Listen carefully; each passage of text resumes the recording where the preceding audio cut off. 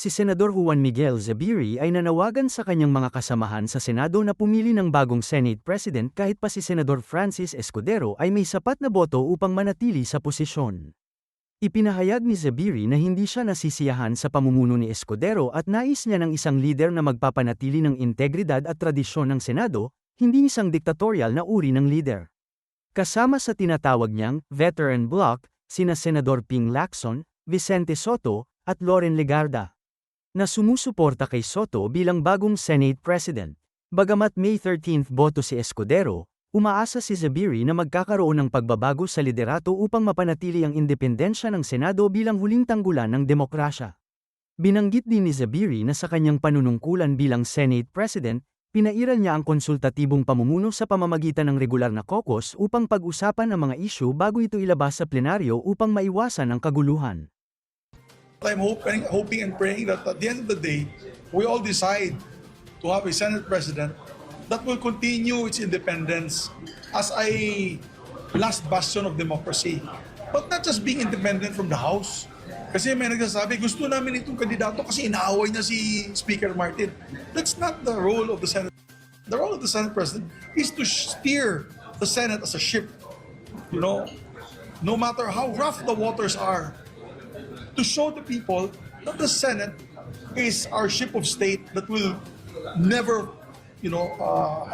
never break down. It will never surrender its principles, its tradition. Our bloc is the veteran bloc. And that is Senator Loren Legarda, Senator Tito Sotto, Senator Ping Lacson, and myself. So that's the veteran bloc right now. And we're, of course, initially we were pushing for Senator Sotto as the Senate President. Nasa pahayagan po ngayon, giniit po ni Manila 3rd District Representative Joel Chua na dapat magsimula na itong impeachment trial ni VP Sara dahil wala namang nilalabas na temporary restraining order ang Korte Suprema para pigilan ito. Wala anyang dahilan para hintayin pa ng Senado yung desisyon ng Korte Suprema. Nauna rito, inatasan ng Korte Suprema ang Kamara de Representantes at pati na rin ang Senado na magkomento, no? At magsumite ng impormasyon kaugnay ng impeachment ni Duterte, ni VP Sara, no? And in fact, also yung Korte Suprema also consolidated yung mga petitions patungkol sa paghamon po nitong impeachment trial ni VP Sara. Yung una, yung petisyon na inihain nila Torreon at Delgra, at yung isa namang petisyon na inihain mismo ng kampo ni VP Sara.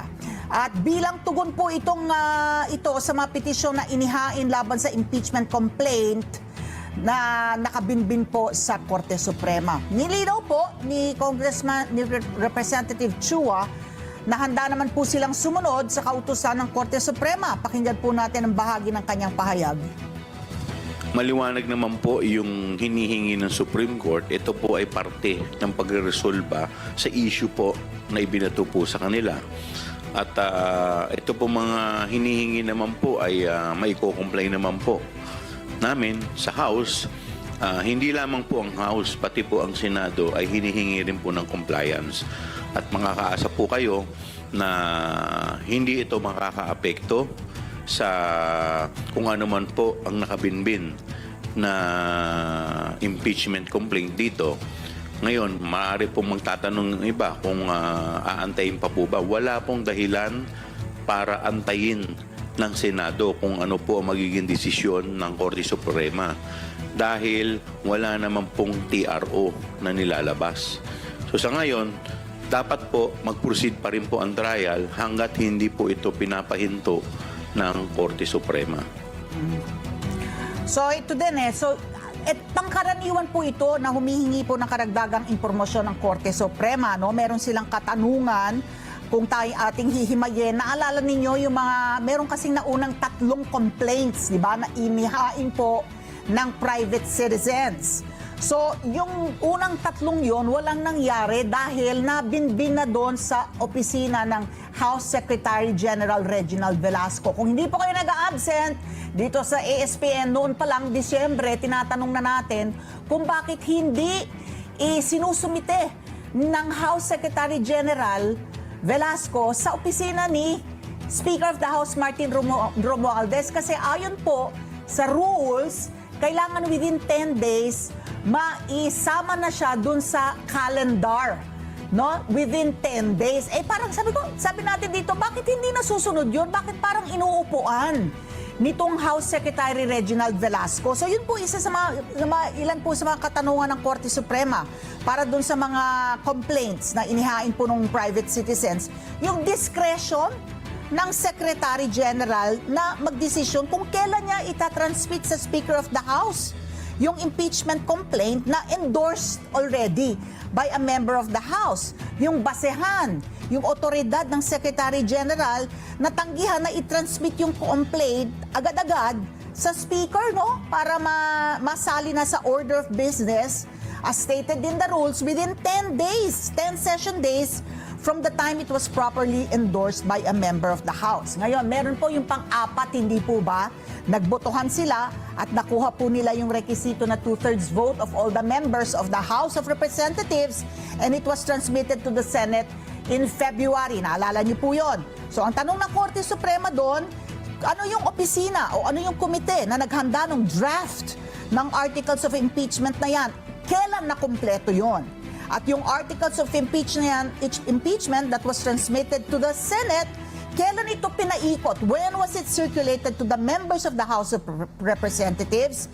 And whether or not it was circulated to all House members. Mukhang may himig ng pagtatanong ang Korte Suprema kung nasunod po yung proseso, na ano yung komite, may panahon ba yung mga House Representatives na basahin at aralin bago nila pirmahan yung reklamo laban po sa Vice President po natin. So pinagpapaliwanag po ng Korte Suprema ang Kamara kung hindi nga ba nila nalabag yung one-year bar rule.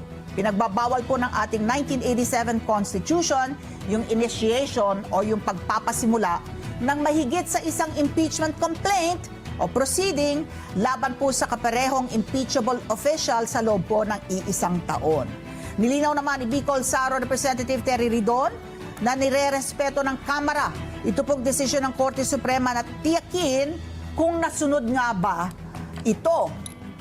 Noong Pebrero na impeach ng Kamara si VP Sara dahil sa sinasabing maling paggamit ng confidential funds bukod pa sa ibang mga reklamo. Nakasaad sa konstitusyon na kapag ang verified complaint o resolution ng impeachment ay naihain ng hindi bababa sa one-third lahat ng kanyang miyembro ng Kamara, ituturing na itong bumubuo sa impeachment articles at ang paglilitis ay dapat simulan, yun nga yung forthwith, agad-agad ng Senado. Samantala, pinayuhan ni Senator Panfilo Lacson na iwanan na lamang sa prosecution. Ito yung sinasabi din natin dito. Tama, parapat ba na Senator Judge ang maghain ng motion to dismiss? So ito na po, nagsalita na po si Senator Panfilo Lacson sa kapwa niya senador. Paubaya nyo na lang sa prosecution at dun sa defense team na ni VP Sara yung paghahain ng mga motion at iba pang pleadings kaugnay nga ng impeachment trial ni VP Sara. Pinaalala ni Lacson na ang trabaho ng mga senator judge ay maglabas ng hatol base sa mga argumento ng dalawang panig, yung prosecution at depensa. Sinabi ni Lacson ang mga ito kasunod ng pahayag ni Senate Impeachment Court spokesperson Reginald Tongol na inaasahan ng mainit na debate sakaling ituloy ni Senator Ronald Bato de la Rosa yung motion. Just like what he did before, Yung motion ito para tanungin ang yung 20th Congress naman kung dapat pa ba nitong talakayin yung impeachment case. Binigyan din ni Lacson na dapat pumilos at magsalita pa bilang mga hukom ang mga senator judges. Dapat walaan niyang pagkiling ang mga senator judge at nagsasalita lamang para linawin ang mga pahayag ng prosecution at depensa at hindi para maghayag ng kanilang mga opinyon sa kaso.